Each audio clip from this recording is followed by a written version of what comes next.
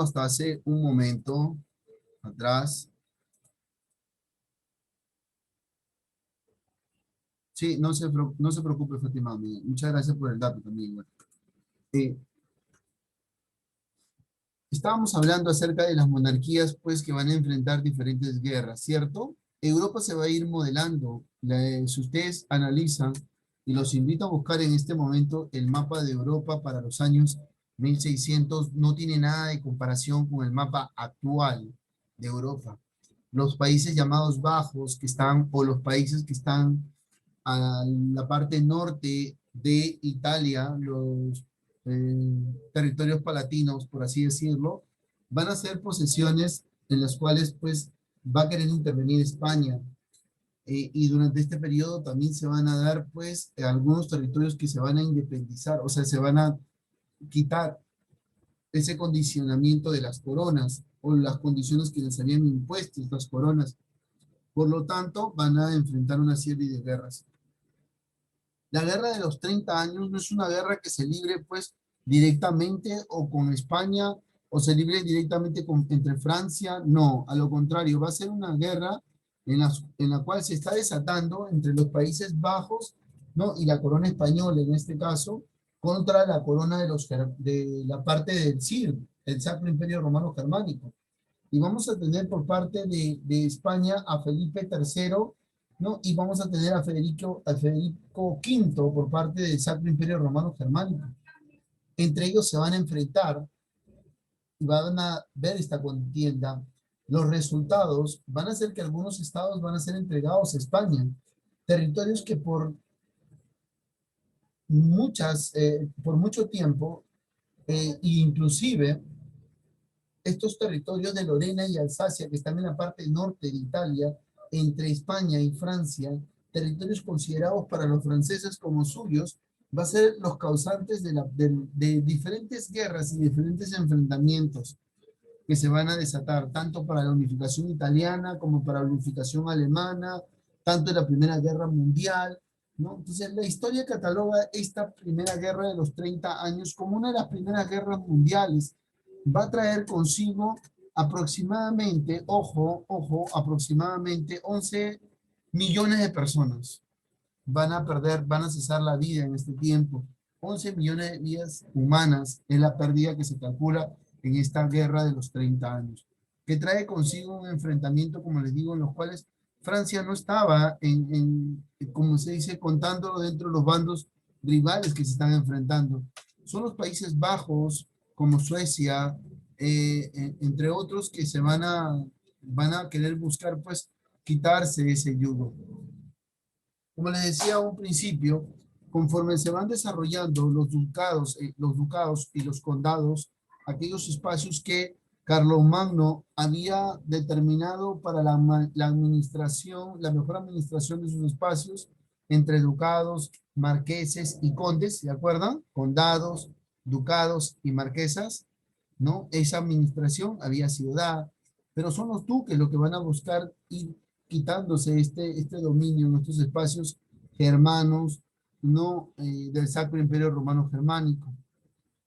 Entonces, la participación de Francia en este tiempo va a ser puntual. ¿Por qué? Porque Francia siempre quiso tener, y eso se va a ver más adelante y ustedes lo van a ver, y no deben olvidarse de esta frase, Francia siempre va a querer los territorios de Alsacia y Lorena, territorios que Francia siempre quiso pues como suyo, en este caso, y siempre estuvieron en bastante conflicto por ellos, ¿no? La paz de Westfalia va a ser el primer tratado continental de 1648, periodo en el que también años antes, 20 años antes, si no me equivoco, 30 años antes, se desarrolla pues esta guerra, ¿no? Después de 30 años se define la guerra, ¿no? La guerra empieza en 1618, termina en 1648 con el tratado y la paz de Westfalia.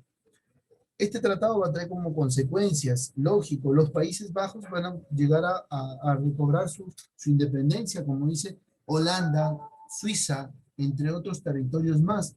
El CIR, Alemania, el gran Sacro Imperio Romano Germánico, va a quedar descalibrado, ¿no? No va a quedar como aquella potencia. Por lo tanto, estamos viendo que la guerra de los 30 años va a ser una guerra que si bien es cierto, no es propia del siglo XVIII, pero que tiene que ver mucho la participación de personajes en esta parte del siglo XVIII, para ir entendiendo cómo se presenta la trama en este caso.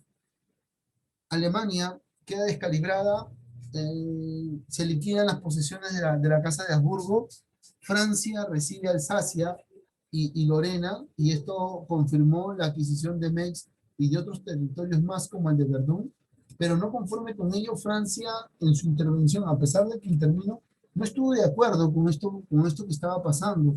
Es por eso que para que la guerra continúe y la participación de Francia se intervenga dentro de la guerra, muy a pesar de la paz de Westfalia, se va a unir a otros estados, ¿no? A los suecos, a Suecia, ¿no? Y esto pues va a sumar de empezar a ser un enfrentamiento político-religioso, va a pasar a ser un enfrentamiento entre, entre potencias que pierden el espíritu religioso, en el sentido de una disputa entre ambos. Por lo tanto, tanto Francia como otras naciones, a través del apoyo, a través del unirse de los reformistas o de los protestantes, al sumarse a ellos, cambia su connotación de la guerra y pasa a ser netamente una guerra para presentar quién es la hegemonía, quién se posiciona en esta parte de la historia, su hegemonía como tal, o quién es el más fuerte, por así decirlo, ¿no? Es como una competencia que siempre hacen los chicos, ¿no? Yo soy más fuerte que tú, yo soy más fuerte que tú, y se empujan, y hacen toda esta situación en este espacio en el desarrollo de la guerra de los 30 años. La intervención de Francia durante esta guerra, como les decía, es puntual, ¿no? En el sentido de que va a intervenir su primer ministro, en este caso Julio Mazarino, ¿no? Ya estamos viendo de que durante este periodo todavía Luis XIV no tiene la edad necesaria como para poder asumir la regencia de Francia, y esto va a ser pues un condicionante en la historia, ¿no? Julio Mazarín interviene, participa como tal, pero, pero el mismo también, ojo, el mismo, ¿no? Ya terminada la guerra de los 30 años, ya en el tiempo en el cual nosotros ya estamos hablando, siglo XVIII, le va a exigir a Luis XIV de Francia, pues continuar con esta lucha, con esta batalla, ante el descontento de los resultados obtenidos en esta guerra. Por lo tanto, Francia no se ve envuelta en querer retomar la guerra con España. Y vamos a ver cómo se va a presentar esta trama. Y algo curioso, ¿no? Miren que siempre existió una rivalidad entre los franceses y los ingleses. Y la participación de los ingleses en esta guerra con España entre Francia, ¿no? Va a ser vital, va a ser, como se dice, oportuna, va a ser condicionante, porque Francia va a obtener la victoria ante esta situación, ¿no? Y España pues va a quedar descalibrada en el sentido de que va a tener que, para conciliar algo, va a tener que irse por una de las vías que hemos mencionado al inicio de clase. ¿Se acuerdan de los matrimonios condicionados por superioridad o por expansión o por dominio o por último por religión, ¿no? O en este caso que se ha estado analizando. Eso se va a dar en este espacio de la historia universal, queridos alumnos. Hasta este punto, ¿alguien tiene alguna pregunta? Entonces, vamos a continuar viendo acerca de lo que es esta parte de la historia universal. Y déjenme decirle que estamos pasando la primera parte de lo que es los contenidos del tercer año de secundaria, que se ponen un poco cargados en el sentido de que son varios monarcas, varios hechos, que cada uno hace algo por su nación o por su país o por su territorio. Ya a partir de la próxima semana vamos a salir de lo que son monarquías y reyes a pasar a aquellos tiempos de lo que son la ideología, los pensamientos que se vienen, ¿no? Se viene la ilustración, se va a venir pues ideologías que condicionaron y modelaron el tiempo y la Europa que hoy en día conocemos, que vamos a analizar. Eso quiere decir que estamos pasando bien esta etapa de lo que es el periodo de los monarcas, de la monarquía, de aprendernos tantos nombres y de quiénes son los reyes, quién es el monarca de tal fecha, y de tratar de entender y sobre todo entender esta parte inicial de la historia universal, que para la gran mayoría de los estudiantes, los alumnos, cuesta un poquito entender, inclusive para uno también, un poquito explicar cómo se presentan estas guerras, cómo se presentan las monarquías y lo que traen consigo para su nación. Ojo que durante este periodo todavía no tenemos una Alemania bien marcada. Vamos a tener una Alemania, una Italia, no se mencionan, son reinos que tienen una misma lengua, una misma costumbre, pero que todavía no se van a fijar, queridos estudiantes. Por lo tanto, no está surgiendo un país Italia, no surge un país Alemania, se conocen los reinos bajos, que después pasan a ser los Países Bajos, se conoce un CIR, una germana, ¿no? Que después pasa a ser Alemania, y así, en este caso, lo que estamos viendo. Entonces, ¿qué hace Julio Mazzarino? ¿Qué le dice a Luis XIV? Luis XIV le dice, y sabes que tienes que participar en la guerra. Mazzarino, pues prácticamente condicionado, ¿no? Prácticamente tiene que condicionar a Luis XIV y lo empuja hacia esto. España obligando a Felipe IV a seguir la guerra. Y esto todo se da toda una trama, ¿no? Se reivindica este suceso con la guerra con España en el año 1653. Recuerden ustedes que estamos tiempo del siglo XVII, prácticamente a fines, por así decirlo, ¿no? Y la historia va a cambiar en este periodo de tiempo. En el sentido de que, como le dije, Inglaterra va a intervenir en esta guerra, interviene Inglaterra, ¿no? Al intervenir Inglaterra se va a hacer, pues, un cambio de rumbo, ¿no? En el sentido de que va a favorecer a alguien. ¿Por qué? Si Inglaterra apoya a Francia, ¿quién es el condicionado en esta guerra? ¿Francia o España? Pregunto. Francia. Francia. Si Inglaterra apoya a Francia, ¿quién es el que va a estar condicionado en esta guerra? ¿Francia o Inglaterra? ¿Francia o España? A superioridad. Francia. Claro, los ingleses van a condicionar a Francia en el decir, pues bueno, yo te ayudo, tú muestras tu hegemonía, ¿no? Eh, ya la historia lo cataloga la guerra de los 30 años como una de las primeras guerras mundiales porque participan diferentes potencias, por así decirlo, pero quien va a salir perjudicado en esta guerra entre Francia y España va a ser España, ¿no? Ya que la intervención de Inglaterra, España se está posicionando bien en su territorio. Recuerden ustedes que tiene varios reinos, de Castilla ya está bien consolidadito, ¿no? El rey Felipe IV está posicionado en estos espacios. Francia va prácticamente a presentar una figura. Entonces estamos viendo a dos potencias muy fuertes, muy determinantes en el sentido de que España, en el sentido de que Francia queda insatisfecha con los resultados de lo obtenidos en la guerra durante los 30 años. Quiere algo más, ambicia algo más y se desata un enfrentamiento con España. Los ingleses van a intervenir en este espacio de la historia, ¿no? Intervienen y lo primero que van a hacer es bloquear todas las rutas marítimas de España y sobre todo las conexiones con los Países Bajos, como para decir, pues no te puedes unir a estos Países Bajos o no te pueden sumar porque también van a estar condicionados, ¿no? Por lo tanto, vamos a darnos cuenta que Inglaterra va a apoyar a Francia y va a atacar las posesiones españolas. ¿Cuáles son esas posesiones españolas que estamos analizando? Las Antillas, y va a conquistar Jamaica, ¿no? Estamos viendo algo bien claro. Por su lado, Inglaterra ya sumó puntos a favor de la guerra con España. Como les decía hace un ratito, Julio Mazzarino logra que el nuevo ejército del mundo del Vizconde y de Turena, ¿no? Ingrese al territorio de los Flandes y vence en esta batalla de las Dunas. Algo muy importante es que está motivando a sus ejércitos a participar.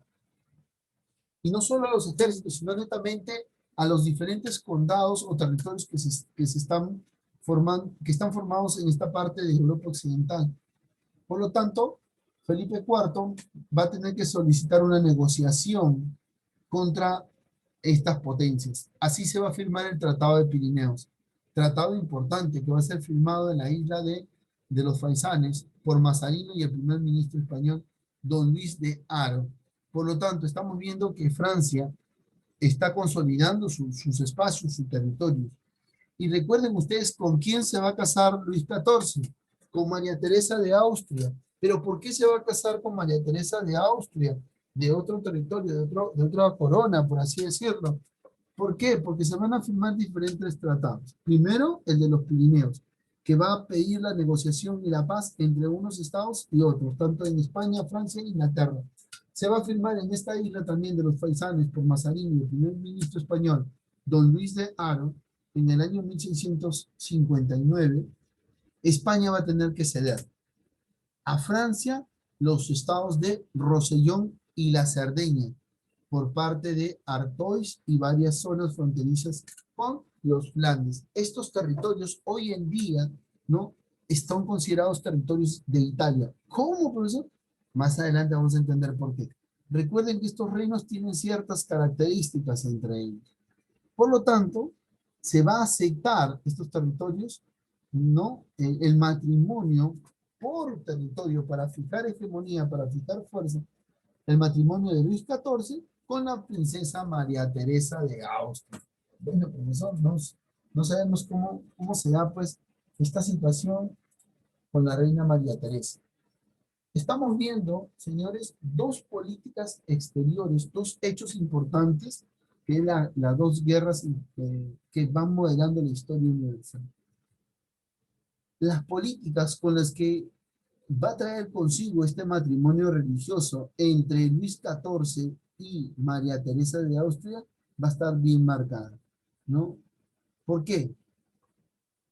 A nombre de su esposa, ojo, a nombre de su esposa, ojo, a nombre de su esposa, va a reclamar o reclamó a la muerte del rey español, ¿no? Felipe IV reclama los territorios. ¿Me dejo entender? A nombre de su esposa. ¿Quién es el esposo de María Teresa de Austria? ¿Mm? Luis XIV. Lógico. Entonces, ¿quién va a reclamar los territorios? Su esposa. Lógico. ¿Y quién es su esposo? El 14. ¿Por qué? ¿Quién muere? El rey Felipe IV, ¿cierto? Y un derecho de devolución de territorios de los Países Bajos. Miren cómo se acomoda la cosa. Se casa con María Teresa de Austria. Ah, muy bien. Recuerden ustedes que la corona austríaca tiene también posesiones en la corona española, ¿cierto? Por lo tanto, recuerden ustedes que ya había los matrimonios religiosos para consolidar las castas que va a haber. Entonces ya anteriormente habían sido heredados. Por lo tanto, al casarse Luis XIV con María Teresa de Austria y ella después a su muerte, van a hacer un reclamo porque muere el rey de España y Felipe IV dice no, es un derecho que me devuelvan los territorios que voy a mencionar, territorios de los Países Bajos. Se da un enfrentamiento y la victoria sobre Carlos II de España va a ser determinante. Quiere decir, profesor, que Luis XIV se va a enfrentar contra Carlos II, sí, y esta coalición va a traer como resultado, ¿no?, un enfrentamiento en el territorio de los Flandes entre Inglaterra, Holanda, Austria y Suecia. Considerados estos países de Holanda y Austria como los Países Bajos, se va a adquirir una paz, una negociación, ¿no?, de Aquisgrán, en la cual Francia va a tener acceso a alguna zona de los Países Bajos. Por su parte, en el marco de Holanda, se va a dar pues una era rival comercial, ¿no? Esta última va a ser invadida a través de diferentes coaliciones, ¿no? El estador Guillermo III de Austria, conjuntamente con un grupo de España y algunos príncipes del CIR, van a desatar un conflicto en estos territorios. Se va a partir de la paz de Nimega, en este caso, donde Francia va a ocupar los condados disputados hace más de un siglo. Señores, estamos viendo una Francia que discretamente se está posicionando. Es por eso que el periodo de Luis XIV llega a ser uno de los mejores y de los más resaltantes de las monarquías absolutistas en este tiempo. Rápidamente, el absolutista y militarista se dedicó a todas sus fuerzas a centralizar la administración y ordenar los impuestos y sobre todo fortalecer el ejército. Una de las cosas que realiza Luis XIV importante y condicionante para el desarrollo de su propia historia. Va a realizar una política de economía mercantilista, así como las obras de colonización y de desarrollo interno. Muy importante lo que nos está trayendo consigo Luis XIV y esta parte de la historia universal, queridos estudiantes, queridos alumnos, en cuanto al desarrollo de los contenidos netamente de estas monarquías y de las guerras que se van a enfrentar. Así se va a ir modelando, así Luis XIV, por eso es que gana el título de ser uno de los más expresivos en el marco del absolutismo.